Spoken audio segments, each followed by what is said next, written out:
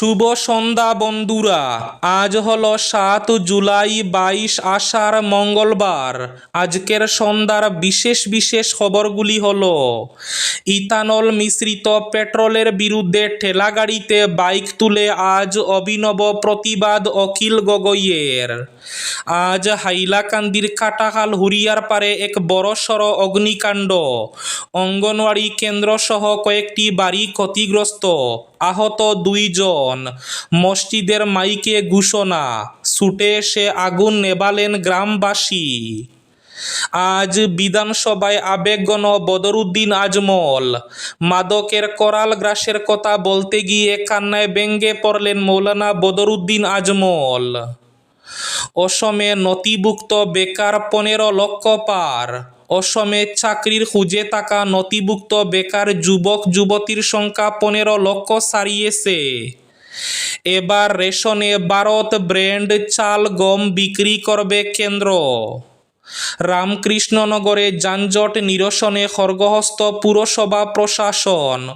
অটোয় নতুন নিয়ম, বিস্তারিত থাকবে প্রতিবেদনে।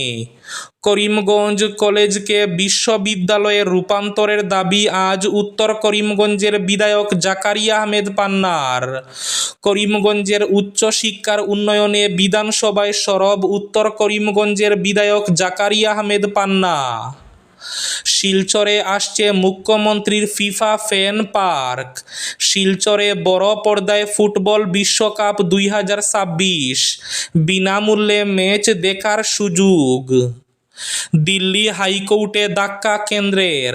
ককরোচ জনতা পার্টির এক্স অ্যাকাউন্ট ফের চালুর নির্দেশ দিল্লি হাইকোর্টের। সুনাইয়ে সাব ট্রেজারি স্থাপনের দাবিতে আজ বিধানসভায় প্রশ্ন উত্থাপন করলেন আমিনুল হক লস্কর। এবার আবর্জনা জঞ্জাল থেকে তৈরি জ্বালানিতে চলবে বাস, বড় দাবি নীতিন গড়করির। বেহাল শিলচর জয়ন্তিয়া সড়ক, ওভারলোড লরি আটকে বিক্ষোভে স্থানীয়রা। তাহলে বিস্তারিত খবরে যাওয়ার আগে অবশ্যই ভিডিওটিতে একটি লাইক করে চ্যানেলটি সাবস্ক্রাইব করে পাশের বেল আইকনটি বাজিয়ে রাখবেন এবং ফেসবুক পেজটি ফলো করে ভিডিওটি অবশ্যই শেয়ার করবেন যাতে সঠিক তথ্যগুলো সবার কাছে পৌঁছাতে পারে।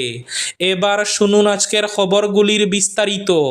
ইথানল মিশ্রিত পেট্রোলের বিরুদ্ধে আজ ঠেলাগাড়িতে বাইক তুলে অভিনব প্রতিবাদ অখিল গগৈয়ের। অসম বিধানসভার অধিবেশন মানেই গত কয়েক বছরে সংবাদ মাধ্যমের অন্যতম আকর্ষণ হয়ে উঠেছেন বিধায়ক অখিল গগৈ। ব্যতিক্রমী প্রতিবাদের জন্য পরিচিত এই বিধায়ক চলতি বাজেট অধিবেশনের দ্বিতীয় দিন আজ মঙ্গলবারও অভিনব উপায়ে সরকারের নীতির বিরোধিতা করেন। আজ পেট্রোলে 20% ইথানল মিশ্রণের নীতির বিরুদ্ধে বিধানসভা চত্বরে ঠেলাগাড়িতে একটি মোটরসাইকেল নিয়ে বিক্ষোভ দেখান অখিল গগৈ। তার সঙ্গে ছিলেন রাইজোর দলের অপর বিধায়ক মেহবুব মুখতার। দুজনই হাতে প্লেকার্ড নিয়ে ইথানল 20 নীতির বিভিন্ন নেতিবাচক দিক তুলে ধরেন। প্রতিবাদ কর্মসূচিতে অখিল গগৈ অভিযোগ করেন, ইথানল মিশ্রিত পেট্রোল ব্যবহারের ফলে দেশের অসংখ্য যানবাহন ক্ষতিগ্রস্ত হচ্ছে। আজ হাইলাকান্দির কাটাখাল হুরিয়ারপাড়ে এক ভয়ঙ্কর অগ্নিকাণ্ড। অঙ্গনওয়াড়ি কেন্দ্রসহ কয়েকটি বাড়ি ক্ষতিগ্রস্ত, আহত হয়েছেন 2 জন। মসজিদের মাইকে ঘোষণা হওয়ার পর ছুটে এসে আগুন নেভালেন গ্রামবাসী। আজ হাইলাকান্দির হুরিয়ারপাড়ে এই বড়সড় অগ্নিকাণ্ড। এতে এক অঙ্গনওয়াড়ি কেন্দ্রসহ কয়েকটি বাড়ি ক্ষতিগ্রস্ত হয়েছেন, আহত হয়েছেন 2 জনও। স্থানীয়দের ভাষ্যমতে হুরিয়ারপাড়ে রাস্তা ভালো না থাকায় আগুন নিয়ন্ত্রণের গাড়ি আসতে দেরি হয়। এতে মসজিদের মাইকে জানানোর পর ছুটে এসে আগুন নেভালেন ওই এলাকার গ্রামবাসী। মসজিদের মাইকে ঘোষণা শুনে গ্রামবাসী ছুটে এসে হাত লাগিয়ে এই অগ্নিকাণ্ড কিছুটা নিয়ন্ত্রণে আনেন। পরে দমকল বাহিনী পৌঁছে পুরো আগুন নিয়ন্ত্রণে আনে। তবে আগুন লাগার সঠিক কারণ এখনো জানা যায়নি। খতিয়ে দেখা হচ্ছে কিভাবে আগুন লেগেছে। এবার জঞ্জাল থেকে তৈরি জ্বালানিতে চলবে বাস, আবার বড় দাবি নীতিন গডকরির।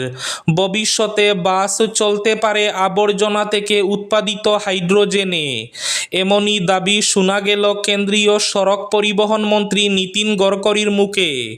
তার মতে পুরো এলাকার বর্জ্য থেকে হাইড্রোজেন উৎপাদন করে তা গাড়ির জ্বালানি হিসাবে ব্যবহার করা সম্ভব।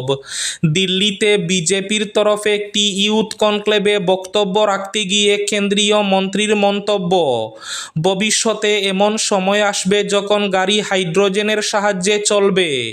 তিনি বলেন, অনেকেই প্রশ্ন করেন এটা কিভাবে সম্ভব। গত 50 বছরে আমি যা যা বলেছি তার মধ্যে এমন কোনো বিষয় কি রয়েছে যা সত্যি হয়নি।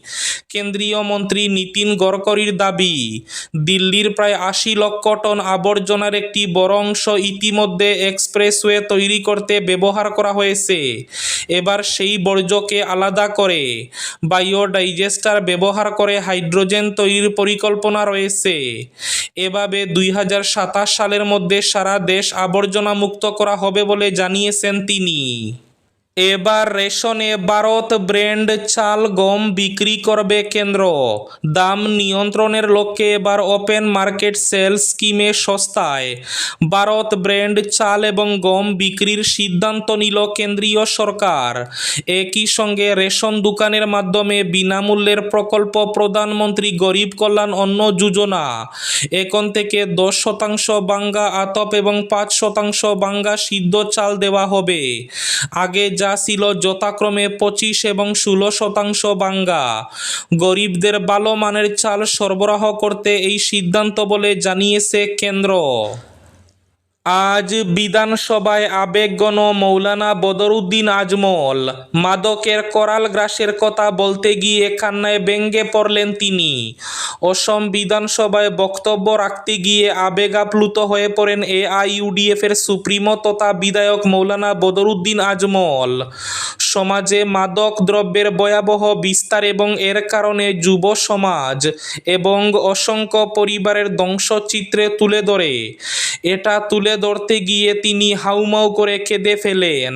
মাদকের বিরুদ্ধে কঠোর পদক্ষেপ গ্রহণ এবং সমাজকে এই অভিশাপ থেকে রক্ষা করা সকলকে একযোগে এগিয়ে আসার আহ্বান জানান তিনি। অসমে চাকরির খুঁজে থাকা নথিভুক্ত বেকার যুবক যুবতীর সংখ্যা 15 লক্ষ ছাড়িয়েছে। চলতি বছরের 30 জুন পর্যন্ত রাজ্যে মোট 15,43,350 জন কর্মপ্রার্থী হিসাবে নথিভুক্ত রয়েছেন।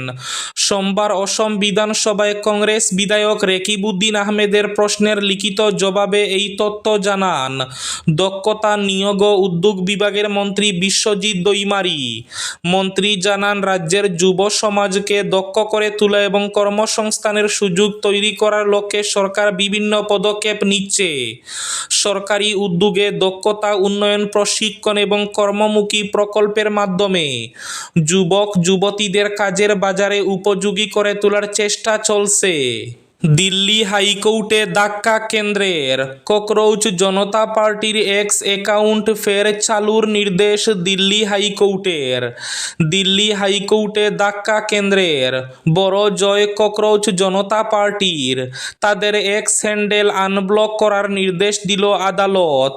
উচ্চ আদালতের পর্যবেক্ষণ, ককরোচদের এক্স হ্যান্ডেল বন্ধ করার নেপথ্যে কেন্দ্রের নিট পরীক্ষা সংক্রান্ত উদ্বেগ ছিল, কিন্তু নিট পরীক্ষা সম্পন্ন হয়ে গিয়েছে, তাই এখন আর তা প্রাসঙ্গিক নয়। সম্প্রতি ককরোচ জনতা পার্টির প্রতিষ্ঠাতা অভিজিৎ দীপকে তাদের দলের এক্স হ্যান্ডেলের ব্লক প্রত্যাহারের জন্য দিল্লি হাইকোর্টের দ্বারস্থ হয়েছিলেন। শুনানিতে কেন্দ্রের সলিসিটর জেনারেল তুষার মেহতা জানান, নিট পরীক্ষার সময় ককরোচদের পোস্টগুলি শিক্ষার্থী এবং অভিভাবকদের মধ্যে বিশৃঙ্খলা তৈরি করতে পারে। এই আশঙ্কার জন্য জন্যই তাদের এক্স হ্যান্ডেল ব্লক করা হয়। কিন্তু দিল্লি হাইকোর্টের পর্যবেক্ষণ, নিট পরীক্ষাটি ইতিমধ্যে শেষ হয়ে গিয়েছে, তাই কেন্দ্রীয় সরকারের উত্থাপিত বিষয়টি এখন আর প্রাসঙ্গিক নয়। এরপরই বিচারপতি স্বর্ণকান্ত শর্মার বেঞ্চ ককরোচদের এক্স হ্যান্ডেলে ব্লক প্রত্যাহারের নির্দেশ দেয়। ফুটবল প্রেমীদের জন্য দারুণ সুখবর, শিলচরে আসছে মুখ্যমন্ত্রীর ফিফা ফ্যান পার্ক। শিলচরে বড় পর্দায় ফুটবল বিশ্বকাপ, বিনামূল্যে ম্যাচ দেখার সুযোগ। ফুটবল প্রেমীদের জন্য বিশেষ উদ্যোগ নিয়েছে কাছাড় জেলা প্রশাসন। আগামী 9 জুলাই থেকে 20 জুলাই পর্যন্ত শিলচরের জেলা ক্রীড়া সংস্থার ডিএসএ মাঠে বড় পর্দায় ফিফা বিশ্বকাপ 2026-এর ম্যাচগুলি সরাসরি সম্প্রচারের ব্যবস্থা করা হয়েছে। আজ এক সাংবাদিক সম্মেলনে এই ঘোষণা করেন কাছাড়ের জেলা শাসক রাহুল কুমার গুপ্তা।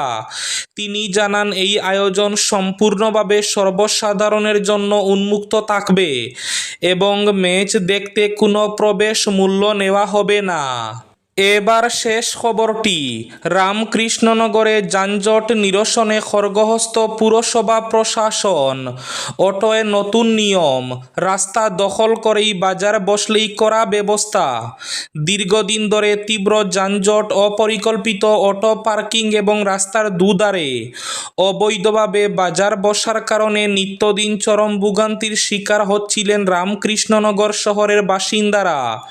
বিশেষ করে সকাল ও বিকেলের ব্যস্ত সময়ে শহরের প্রধান সড়কগুলোতে যানজট এমন পর্যায়ে পৌঁছাতো যে সাধারণ মানুষ, স্কুল কলেজের পড়ুয়া, অফিসগামী কর্মচারী থেকে শুরু করে রোগী বহনকারী অ্যাম্বুলেন্স পর্যন্ত আটকে পড়ত। দীর্ঘদিনের এই সমস্যা নিরসনে এবার কার্যকর উদ্যোগ গ্রহণ করেছে রামকৃষ্ণনগর পুরসভা এবং পুলিশ। রামকৃষ্ণনগর টাউন অটো চালক সংস্থার আবেদনের ভিত্তিতে পুরসভা এবং পুলিশ প্রশাসনের যৌথ উদ্যোগে শহরের ট্রাফিক ব্যবস্থাকে আরও সুশৃঙ্খল এবং নিরাপদ করতে একাধিক গুরুত্বপূর্ণ সিদ্ধান্ত গ্রহণ করা হয়েছে। নতুন সিদ্ধান্ত অনুযায়ী শহরের মধ্যে চলাচলকারী সব অটোরিকশাকে নির্ধারিত নিয়ম মেনে শৃঙ্খলাবদ্ধভাবে চলাচল করতে হবে। যেখানে সেখানে যাত্রী উঠানো, নামানো বা রাস্তার মাঝখানে অটো দাঁড় করিয়ে রাখার প্রবণতা বন্ধ করতে কঠোর নির্দেশ জারি করা হয়েছে। পাশাপাশি রাস্তার এক পাশে সারিবদ্ধভাবে অটো পার্কিংয়ের ব্যবস্থা করা হয়েছে। এই ছিল আজকের সন্ধ্যার বিশেষ খবরগুলি। ভিডিওটি অবশ্যই লাইক করে শেয়ার করে দেবেন।